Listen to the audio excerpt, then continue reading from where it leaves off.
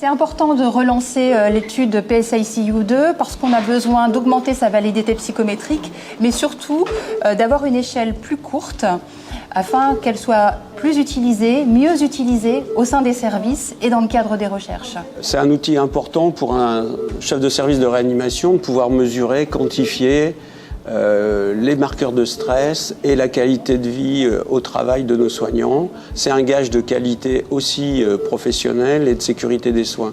Donc un outil qui pourra être utilisé régulièrement, qui va être utile pour un chef de service ou pour une équipe qui va s'intéresser à ces enjeux importants pour la réanimation et la qualité des soins. Oui, c'est un petit peu comme si on utilisait cet outil comme un baromètre au sein d'un service. Exactement. Le fonds One est un fonds de dotation dédié au progrès de la réanimation et à l'amélioration de l'accompagnement des patients et des proches pendant et après le séjour en réanimation. Pour pouvoir accueillir les besoins des patients et des proches, il faut soi-même aller bien. Le stress des soignants, il est très important en réanimation, on le sait, et il est probablement encore sous-évalué. Et pourtant, il va avoir un impact direct sur les prises en charge, que ce soit dans la rigueur apportée aux soins ou bien justement dans la disponibilité dont on va pouvoir faire preuve auprès des patients et des proches.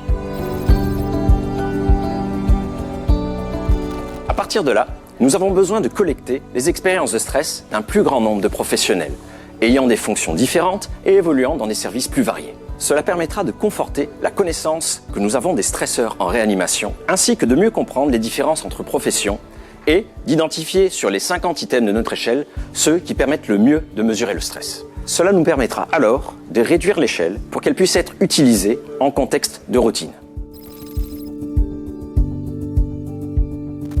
Ce qui est attendu, c'est simplement que vous répondez au questionnaire en ligne en une fois, qui comporte l'échelle PSICU, soit une échelle sur la santé mentale, soit une échelle sur la qualité de vie au travail. À la suite de ça, les services qu'ils souhaitent pourront avoir une forme de diagnostic qui permettra éventuellement de penser des actions de prévention contre le stress ou la mise en place de choses pour améliorer la qualité de vie. Et ça se fera en indiquant un code service au moment de répondre au questionnaire.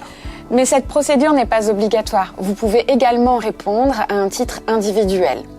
La procédure que nous avons mise en place et qui a été validée par un comité d'éthique garantit l'anonymat des réponses, que vous répondiez à un titre individuel, mais aussi au titre de votre service. Pour participer à cette étude, vous recevrez un lien d'invitation sur votre adresse email professionnelle ou bien utiliser un QR code présent sur une affiche dans votre service. Vous pourrez répondre en utilisant votre téléphone ou un ordinateur.